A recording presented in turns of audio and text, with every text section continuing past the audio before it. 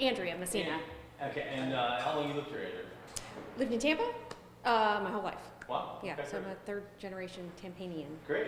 Actually, okay. fourth generation, sorry, fourth. How long has the store been open? This particular location's since 2011, so nearly 9 years. Okay.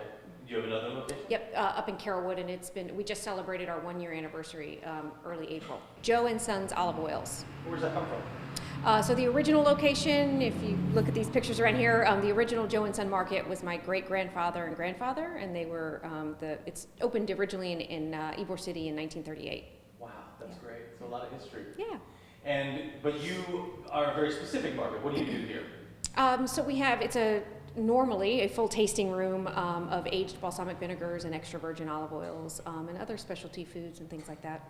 So, given that you guys normally do a lot of tastings, you have a lot of open events, and just your store in general is open to tasting. Sure. This must have changed your way of doing business a lot. Certainly. So we're really not doing any tasting at all anymore. Quite a while back, we pulled all the tasting cups, and we were not allowing any of the customers to touch the stainless steel tanks that we call foosties.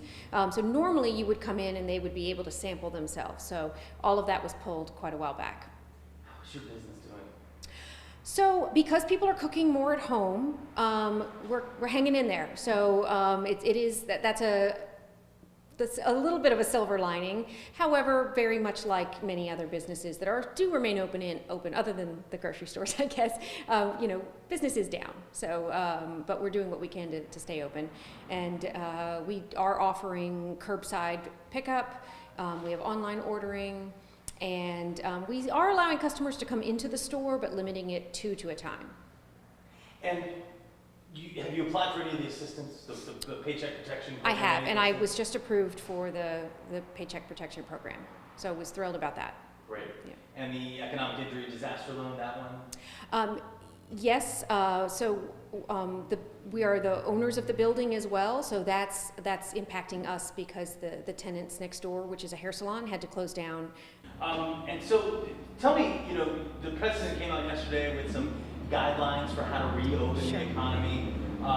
Debate about obviously where we are in that process, Right. and how soon that will be. What were your thoughts on hearing that? Well, I'm pleased with his comments that he's allowing the governors to make those decisions, because I think it does need to be a state-by-state decision. We're very different than New York, for example, and other states. So I think that rollout is going to be different among states. I think it has to be gradual. As much as we want everything to return to normal, we still need to be safe. I have parents that are in their 70s that I've stayed away from because I want them to be healthy. And although I'm taking every precaution I can, I'm still exposing myself to others, and never know, if I could be infected or not.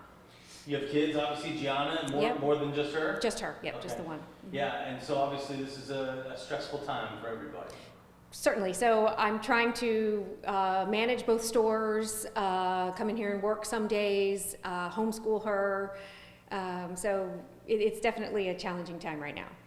But I do have to say, I am so grateful to my employees that are helping me hold down the fort when I'm not here physically in the store, and I'm working from home, and they've done a tremendous job. And so that's one of the reasons too. I thought about closing, but I owe it to them to stay open and keep it going for them.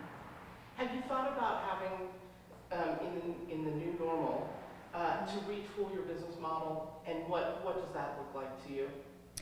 So many of the CDC guidelines that we're following are guidelines that we typically follow anyways. We've just kind of ramped them up. So I think that we're going to continue that at a ramped up level moving forward. And then also we're going to continue the call ahead and curbside pickup and things like that. I think people enjoy that.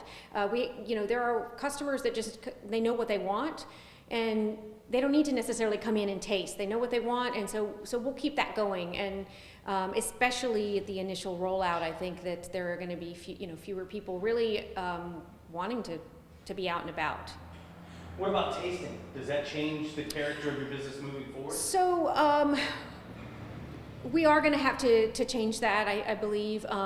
What we did initially at the beginning, when things weren't quite so chaotic.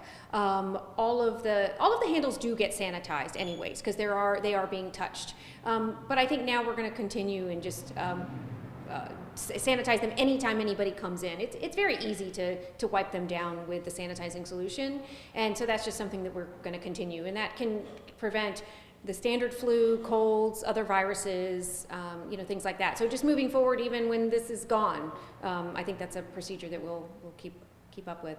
Is it pretty much just Right. kind of trying to maintain right now? Trying to maintain. I'll tell you what we did come up with was we actually put together a dinner kit.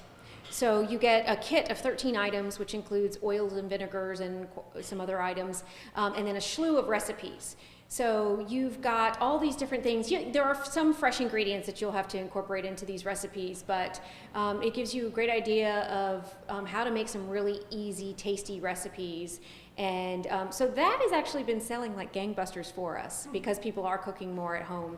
And I've now started looking ahead to, well, what other little kits can I put together just for the rest of the year or for the holidays for gift giving. So it's given me some time to think about that because I think people like them.